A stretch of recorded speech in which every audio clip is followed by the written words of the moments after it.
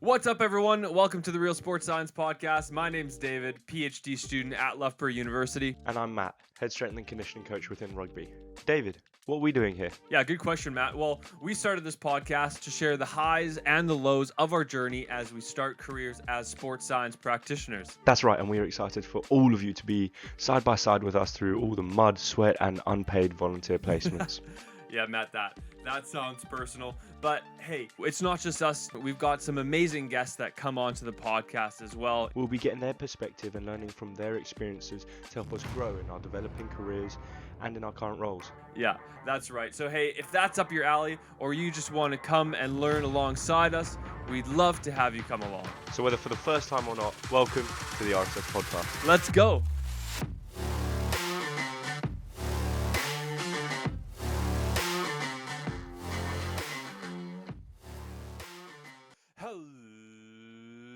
Hello, everybody, and welcome to Series 2, Episode 4 of the Real Sports Science Podcast. This is episode in total 55. Episode 55 of the Real Sports Science Podcast, episode 4 of our second series. What's it called? No. Yeah, it's episode 4. Keeping you on your toes. I feel like a reporter. And today we're in Niagara Falls. And today we have massive showers. The dams are broken. The world is ending. The dam. It's a Yeah, waterfall. yeah, I know. You know what's speaking of weathermen, you know it's crazy that when they look to the side, that they're just looking at a TV screen that's off of Oh they're yeah, looking at a TV screen, and then that what's here is actually just a green screen. It must be difficult, but because they look at the green screen, so they're looking at nothing, but still pointing in the right direction with the TV. That, anyways, it's crazy. Do you think you could do that? yeah, 100%. I really sorry, I am ill. So, just had to get the coughs in there. I am ill, so if you do hear me coughing, I'm sorry. I did say to David before we started that every time I Well, why are you cough, ill? I'll pull my mic away. First one is just straight into the mic. Just straight into it. Mike's dead. Yeah, Mike's clipped. Yeah, why are you? Why are it's not you? sunny. Why? Why are you sick, Matt? Um, oh, genuinely, just been training so hard that my body can't keep up. I'm a bit mad about myself because you know, I should be. I've watched all of those You're David Goggins videos, but I'm still getting ill. So that's and the you're meant to frustrating be part of training things. this week with Ross Edgley, but you can't because you're sick. No, I'm going on my own adventure. My own adventure being a nice bit of TLC. Speaking of TLC, you've got a new addition of your backyard ice bath. Oh yeah, Saw that on Instagram. yeah. Um, oh, it's unbelievable. It's Is it yours? Did you bought it? oh no, I'm Or what? sponsored. No, yeah, I bought it with my own hard-earned money. Put the payment in, and it was a good investment. I love it. I've got funny clips of it. Um, one of me getting in and just trying to control it. Beanie on, headphones in, and I just zone out. And then after a while, I was going, "Oh," and then I'll start shivering, and then I'm like, how much time left? My brother tried it. He nailed it. He got in, stood for 5 seconds with his legs just getting cold, and I said, Ruben, just get in. He goes, I know, but gets in, and he's like this, and he had a tactic, Just deep nails it. breaths, just. But as soon as he got in, he went, and just sorry for the listeners, that was me just breathing very loudly. And got out after 20 seconds. So yeah, so today he's at the Oh, gym, and when he comes back, so not nails. nah, we're going back in again.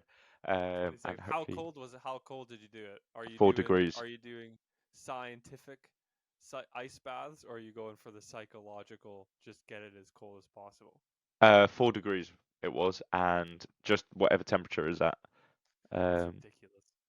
yeah, it wasn't too good.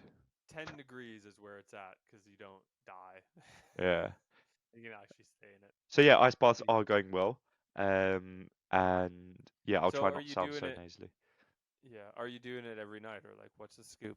Yeah, every night, Tuesdays and Thursdays, sauna, 15 minutes, then cold shower.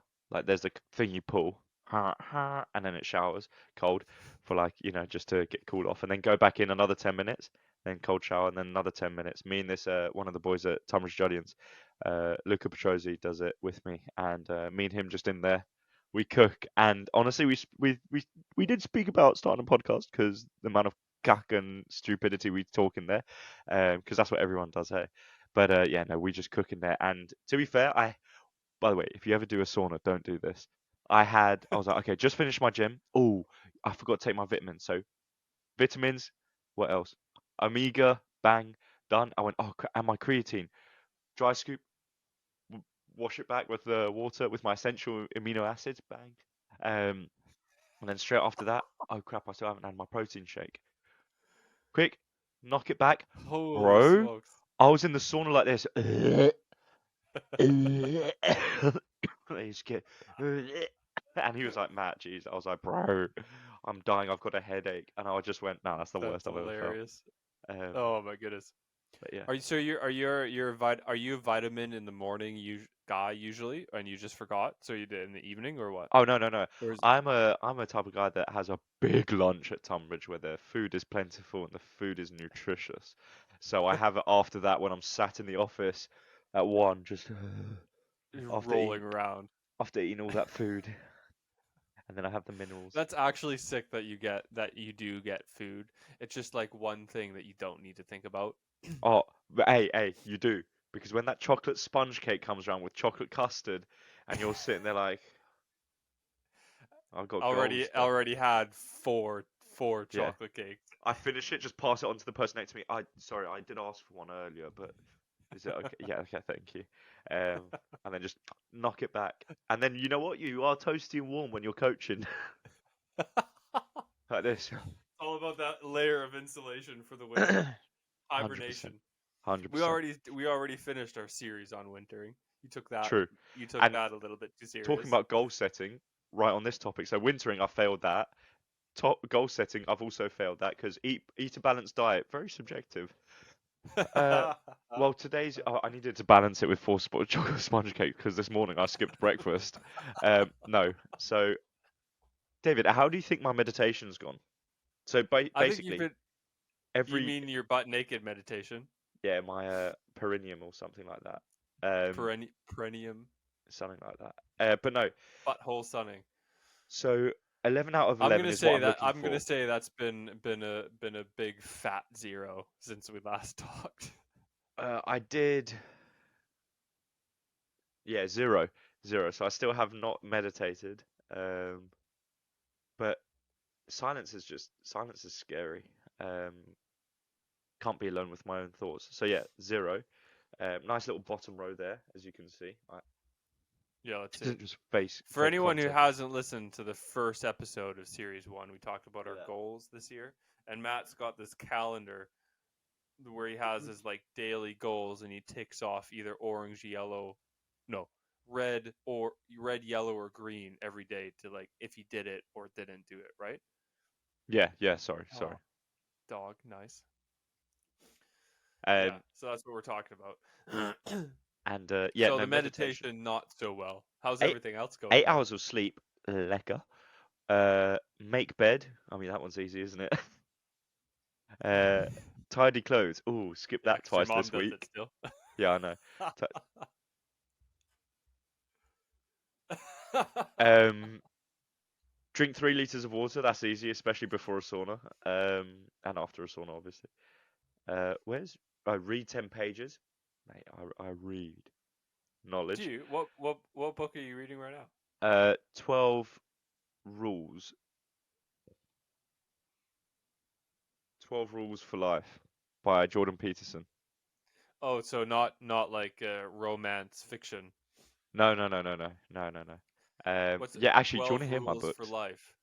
It's quite Yeah. sporty. So I got Sports Gene, Bounce, Eddie Jones, Rich Dad Poor Dad, The Greatest, by Matthew Seed or something. The Rise and Fall of the Five Great Powers. How to Build a Car by Adrian Newey. David Goggins, Ross Oh, Edgley, Blueprint, and another Ross Edgley one, and then The Subtle Art of Not Giving. Oh, damn. Um, classic one. and then, oh, Classic where's the one. little one? Oh, I can't read that one, but it's Have you about read a all samurai. those? Yeah, yeah, those are all the ones I've read. Wow, that's impressive. We should we read the same book? Give us something to talk about on the podcast. Yeah, should we do book club? But Little this book club. time about. I'll send a book over. I'll send a book over. Okay, send a I've book already got. over. I've got a book that's. I already know what next book I'm gonna read. Um, so yeah, we can get one after that one because the next one I'm reading Okay. is. I need to prepare myself anyway, so Yeah, set the yeah. bar low. I didn't put that on my goals this year to read books. No. Because last year I just didn't do anything. No, I read one book in like 4 days and then didn't read anything for the whole rest of Okay. the year. Yeah. No. Do you know what I did? Say that again. Yeah. Carry on. Carry on. Oh, no, I was just gonna say, uh, you know what I've done? Yeah. Set up a little videography business, which was There you one of go. my goals in January, which Side I've hustle. just did the couple days. So that's pretty cool. Spent some time today taking some content for someone, which is pretty fun. No, that's good. Um, Um. So yeah, goal setting, David. yeah, Summarize. Let's summarize this. yeah. After that 15-minute 15-minute tangent. Welcome to the podcast. Yeah. Yeah. So goal setting was our topic for this series 2, and we had 2 guests. Should we go guest by guest, or do you want to just kind of start picking off like what we kind of talked about, what we learned, or we're gonna just bounce back and forth, just kind of ping it back and forth, just whip I it was gonna say around? like yeah, get guest by guest, and then like just a round off Okay. of like stuff like guest by guest, what we spoke, what we learnt from them, and then finally what were their final messages. Um, Yeah. so Okay. we'll start off with well, we had 2 guests. First one, Josh Burniston. Josh Bruno. So Josh from 12 marathons, 12 days. Um, he sorry, did you hear that? Matt's got an intruder. Yeah. What was that? My brother, he just arrived back from the gym. Ice bar. Nice. Um, Get in the ice bath, pal. yeah, yeah, yeah. It's got to stay in there till we're finished. Yeah, yeah, Yeah, so 12 marathons, 12 days, which what we started with, was just incredible. And then we talked about kind of how he goal sets one for mostly his clients, like different types of clients, whether it's like more athlete kind of focused or more like lifestyle or recreationally like active people, right? Like how does he goal set for each of those different types? I talked about also like how do you goal set for someone that's kind of difficult to goal set for, whether it's like they're not motivated, because that was one of your questions, like do you set the goals for them or do you work together? Like what if they don't know their goals, right? Or they're difficult to goal set for because like they come in and they're like, I want to do this and this and this, and it's a bit unrealistic. So that was interesting. But what did you take away from that? yeah. I mean, Like, I think the main finding for me. So as we went through on our first episode about different methods, so everyone knows the SMART method. We saw the research that actually by companies, not only in sports. Sports is easy. You need to set goals. That's how Olympics.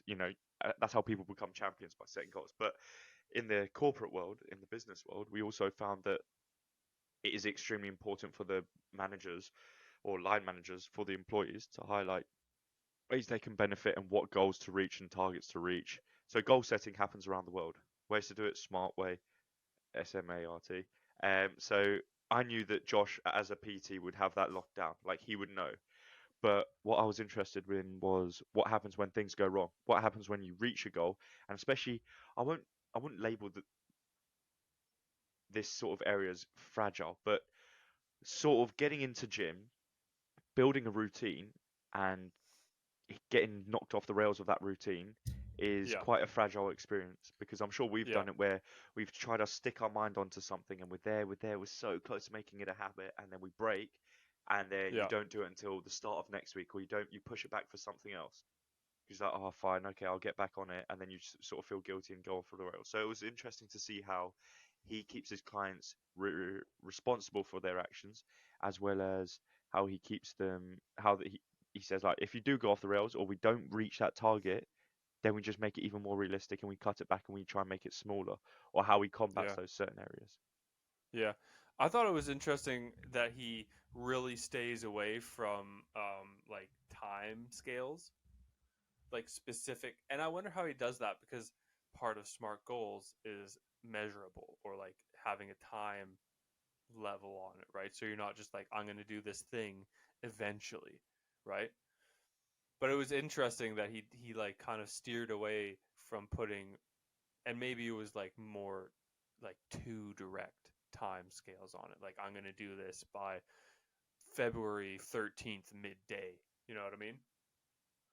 So that I thought that was interesting because like, and I think it came from, I think he said kind of personal experiences where he had a time frame for something, but then obviously like things happen. I think we've all experienced that. You put a goal or and then you get injured like halfway through the training block, so you can't do it, or something else comes up in your life so you aren't able to, do this goal that you had, or like like you have a goal of saving this much money and there's like this unplanned payment that you have to make or whatever, and then you don't reach that goal, and that can be pretty demoralizing. So I thought that was interesting.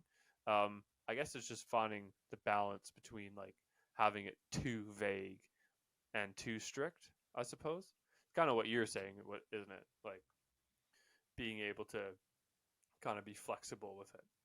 Yeah, and I think one thing that was extremely key was sort of the conversation we had around, okay, once you do complete the goals, what do you do next? Like, is that grey area? Yeah, Because if I make a goal, I want to someday have big, voluptuous calves, and I reach that goal, which is never, and I reach that goal, um, what's the next step?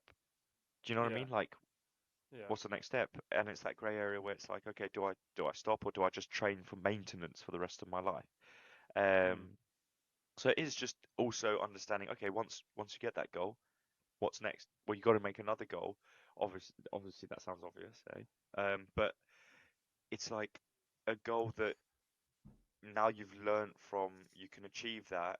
Don't go once again too hard. Still keep it in within your like abilities, as well as like make them sustainable. So don't make it something that have a goal. Always have a goal that can also be worked on. If you get me, if you get what I'm trying to say, like not one goal which is I want to lift 300 kilos. No, I want to I want to continuously improve my bench. Or no, sorry, that is a good example. Sorry, I want to lift 300 kilos because then you can say, okay, now I want to lift 320. So having a key yeah, measurable part, I think, is quite good, I guess, yeah, in terms. yeah. Because then And I if I think say I want to get bigger, it's still, oh, David's coughing. Look at everyone. Look at David, everyone. Um, but yeah. I think oh shoot, what I was gonna say. I think that's kind of. I was just thinking like, I guess that's kind of the nice thing about having a lot of different goals. Like if somebody, and we keep coming back to like personal training, I guess, but it could go with anything. If you have a bunch of goals in your job or whatever, but it's too much to do all of them, and that's not good. I guess it's good because you can be like, okay, we're gonna focus on this goal, and this is gonna be like our priority. We're still going to work on the other ones kind of behind the scenes, maybe Mm, just less. This is going to be our priority. And once we've finished that, this is the second one that's going to come up. So all of a sudden, like you have four goals that you want to work on. Now all of a sudden, like first one is what you're going to work on now. Once that one's finished, we already know, okay, that's going to kind of, we're not going to never do calves again. We're just going to maintain them, and now we're going to bring up bench a little bit more because that was our next thing that we wanted to work on.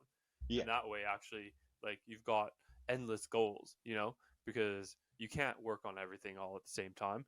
Some things are going to take kind of a backseat once in a while, but once that first goal or your priority your number one goal is complete, or maybe in a season where you don't have to worry about it too much, then other goals can take over. Mm. Uh, I mean, I just like, yeah. yeah, and you talk about like not only having goals in the fitness or health and lifestyle subject or category, was another one we experienced with Ben. So we always bring up how tough placements are, and we always speak about how, to people who have already gone through placements, and it was actually quite fresh having someone who's actually going through that process and someone who's having to work at one point two other jobs alongside his placement to keep it going, whereas say some others are fortunate to not work and just focus on Mm, that placement and afford to just go through that placement without having to work and you know you know you yeah. know and yeah, so it was quite fresh speaking to someone like that so raw in their career, and actually see how it is quite tough and using goal setting can be helpful in terms of like he wasn't too strict with it. I want to get a job. I want to get a placement in this area. He was like, I just want to get a placement. So that was his main goal, and through that he didn't alienate himself from different avenues to go on. He ended up choosing performance analysis, which he ended up really liking and enjoying. And now his next goal is he actually, to be fair, now thinking back to it, he didn't utilize goal setting as much, but through the conversations we had with him, we could see that uh, he had some goals that were aligned to his future career. Because he said, didn't he? He said after performance analysis, I don't want to sort of just go straight into performance analysis. I want to go through different sections. So it was a still very vague goals, but they were still there nonetheless. So I think Yeah. goals are a part of everyone's life. Well, I thought it was interesting because, like what you said, it was cool to talk to someone who was doing it right now, and Mm, he was 6 months in, and it was cool because it made me realize as well, like goal setting is you can only goal set if you know like what you kind of want to do. And because I asked him, like at the end we asked him, like, well, what do you want to get out of these next 6 months, like your last 6 months? And he's like, yeah, it's a good question. And I guess like if you'd asked me that 6 months ago when I just started, I wouldn't have known, because he was just for like, how do you goal set going into something where you don't know like what it's going to be, what to expect, what you're going to learn, like you have no idea about any of it, other than like your only goal could be like learn everything you can, which like I mean that's a good goal to have, but it's not very helpful at that time, you know. But so it was interesting at like kind of hearing him reflect back on like, actually I do have goals now, maybe I just hadn't like written them down, kind of actually verbalized them, of like, actually now that I know what this last 6 months has been, now I want to do this X, Y, and Z because these are kind of the things I'm interested in, or these are the kind of the different experiences that I want to get. So I thought that was interesting, how he kind of reflected on like how goals change, or how like the process of goal setting changes over the course of like 6 months or a year. yeah, Um, like they're very yeah, tangible. They're very volatile in the sense like, to be fair, you could be exposed to something, nothing that you expected. So he's gone into an environment that he was like, okay, did not expect that. Now his goals have to change. So they don't always have to be set in place to an extent. yeah, or And even just like develop, because at the beginning he said like I didn't have any like goals because I didn't know what to expect. But as like I guess it went on, and when we asked him, he's like, yeah, I guess they're developing more. And I guess maybe it's just important to be, because I think a lot of times, especially in placements or like experiences, you can go in like excited, but not really like aware of what you want to get out of it. Not that you mm, have to be super aware, but I think it's valuable at some point, like a year, at 6 months, being like, okay, sit down. This is what I've learned, and these are some goals now that I can set, because I'm at a space where like I know a bit more, where I can actually set some like reasonable goals. Does that make sense? no, no, 100%. And I think one thing you mentioned with Josh was that how goals can actually be intertwined. They don't just have to be for one area. So one thing we noticed about Ben that he said it wasn't about the role, it was about the experience. Yeah. So in the sense, like he's got a role, so that's his goal, and now he's actually developing goals through this experience. So Yeah, he through doesn't have a goal that's like directly related to sports analysis. no, Although he did but say he wanted to do this thing like in the next 6 months to look at the data. But his goal is yeah, more like to gain different experiences like in the S&C, or like what he said, like how do, because he gives the coaches and the S&C coaches the data, but he wants to learn like how does the data he give them that he gives them actually influence what they do day to day.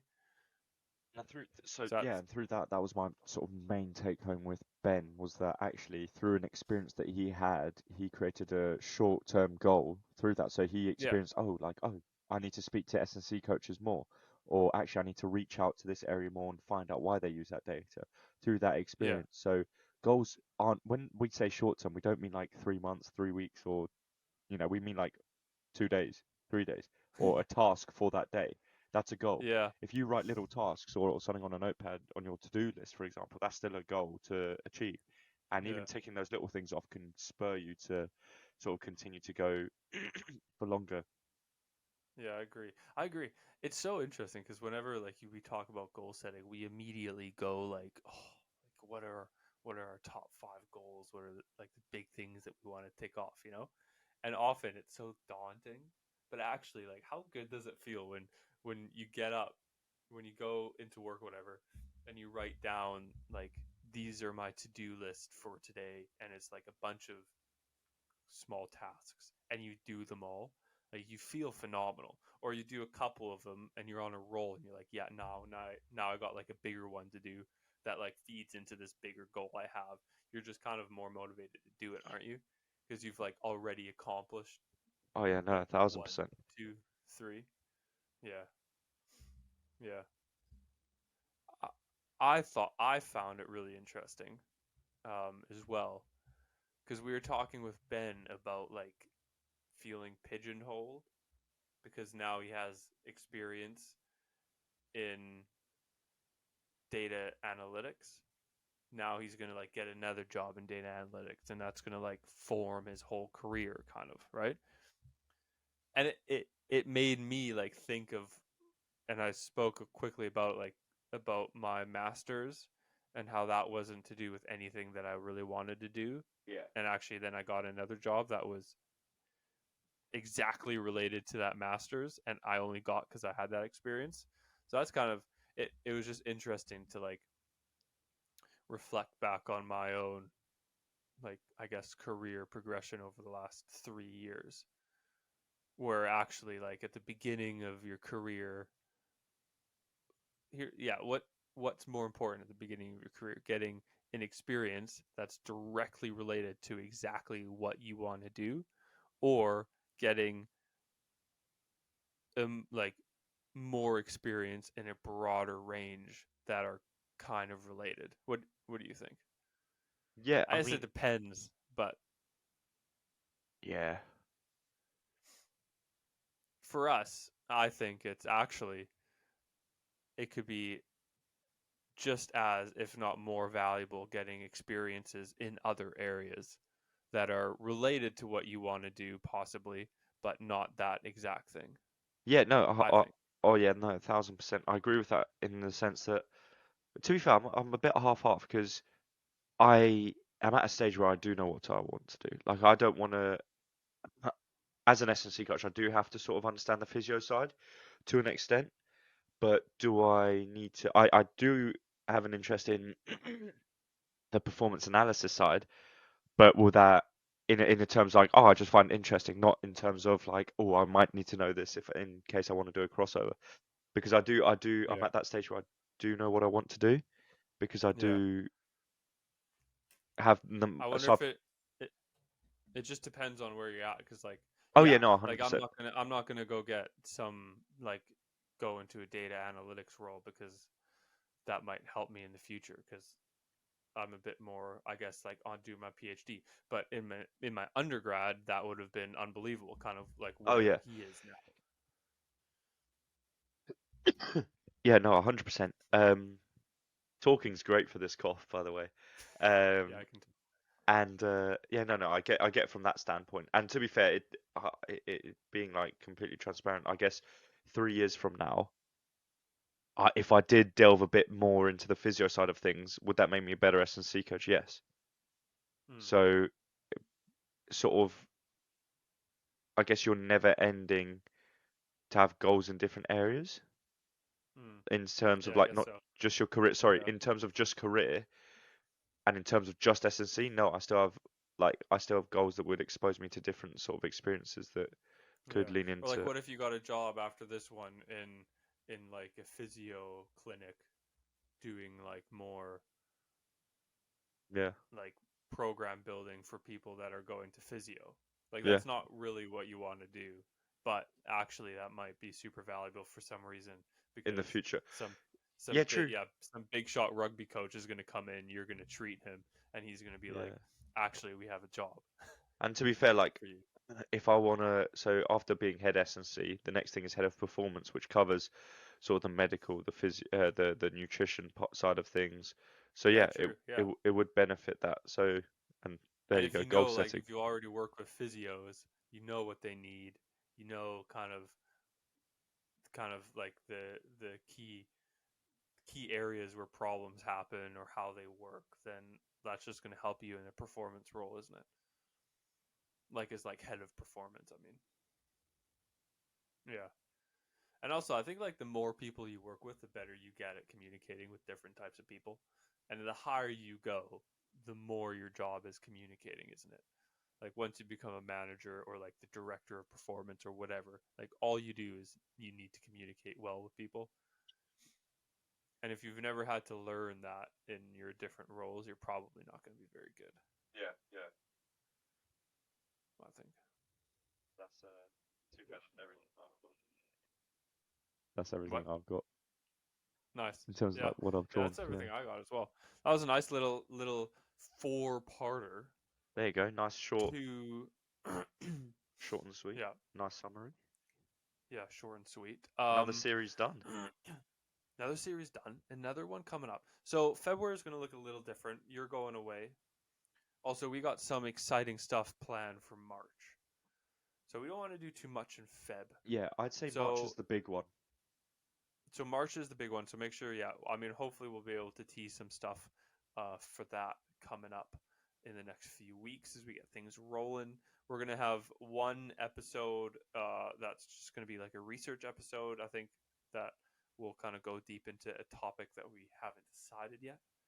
So if you wanna, if you think of a cool topic that we could research and talk about, kind of learn about, let us know in the comments below if you're watching on YouTube or on Instagram, or shoot us an email, or if you know us, text us.